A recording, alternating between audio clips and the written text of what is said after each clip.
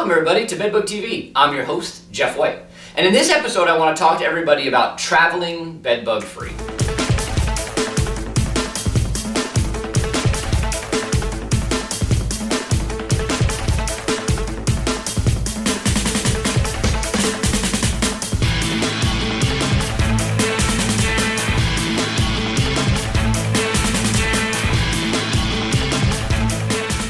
Obviously, people travel all the time. I get a lot of emails from viewers that say, hey, listen, I'm going here, I'm going there. What do I need to know in regards to bedbugs, and should I be concerned? The bottom line to this is that obviously concern is going to differ by individual. The reality behind bedbugs in hotel rooms, and here I am in a hotel room, is that at any given time, 1 to 2% of a given hotel's rooms will have bedbugs at any given time. And so that means it really, in reality, there's a 1 in 100 chance that you stay in a room that has bed bugs. And then if you do, in most hotels, the average number of bugs that's going to be present in that hotel room is probably a handful, like 1 to 5. And so, to me, honestly, the reality, if you're staying in, your average to better hotels, now obviously these numbers can change if you're staying at a low price type hotel where maybe the clientele that stay there are a little bit questionable. Those numbers can change a little bit, but in your average hotel, that's what you're looking at. And so the reality is it's 1 in 100 that you stay in a hotel room that has bed bugs, and then probably even less of a chance that you take the bugs home with you, because obviously there's only 3 bugs in this bed. What are the chances that a reproducing infestation is going to find its way to my bag or my personal clothes, and then I take it home, that bug survives that trip, and then reinfests my house and survives that process? And so hotels and traveling gets a lot of attention when it comes to bed bugs. I'm not saying there isn't concern there, but the reality is I don't think it's nearly as common that people think it is that you encounter bed bugs in your travels. That being said, what do you do if you're concerned? Obviously, the first thing you do is when you get into a hotel is you do a quick inspection of the bed. Now, obviously, when you look at this bed, doing an inspection is very difficult, especially if you're a lone traveler. Not to mention, as you take this room apart, you're running into risk in regards to the hotel itself. Do you break anything? How does the hotel feel about that? And so I always tell people it's at an individual's discretion in regards to how far you go with the inspection.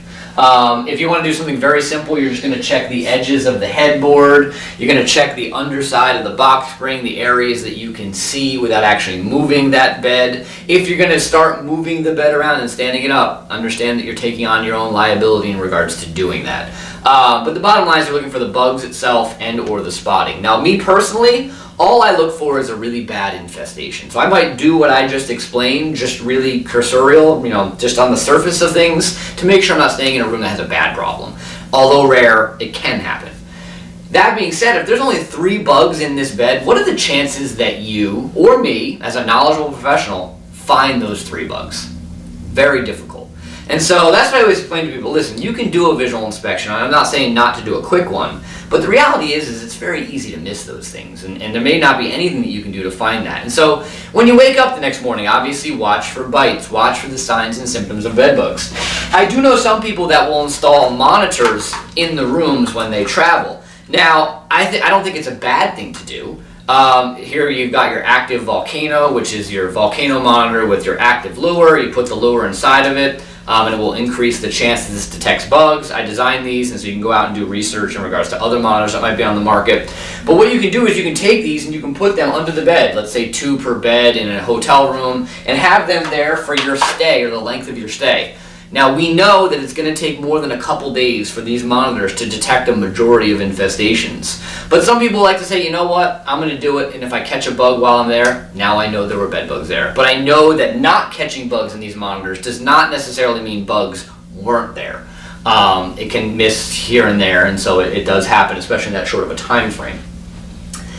So the inspection, the monitors if you want, but honestly, the most important thing, and I have a bag here, so just pretend like this is a small suitcase, is making sure you don't take bugs back home with you. And so obviously when I walk into a hotel room, that's the last thing that I want to do. Because now if there's bugs in that bed, they could potentially get onto my bag. And so you want to unpack your bag somewhere off the bed if you're going to unpack it. And you want to leave this bag in an area that is unlikely to be infested with bed bugs. And so one of the most common areas people talk about is actually in the bathtub itself. And so they'll actually take their bag, and when it's not in use, they'll put it in the bathtub.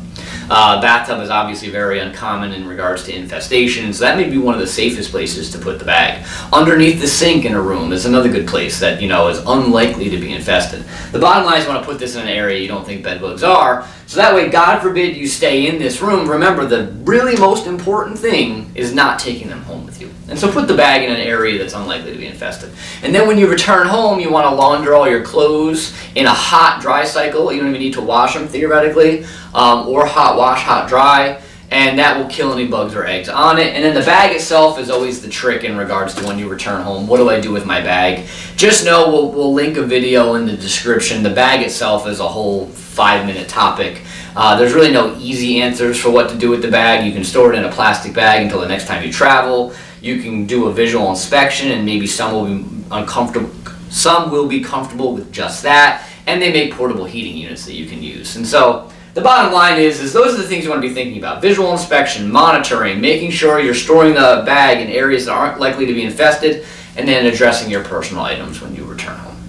If you have any questions on traveling bedbug free, jeff.white@bedbugcentral.com, and I hope to see everybody soon enough.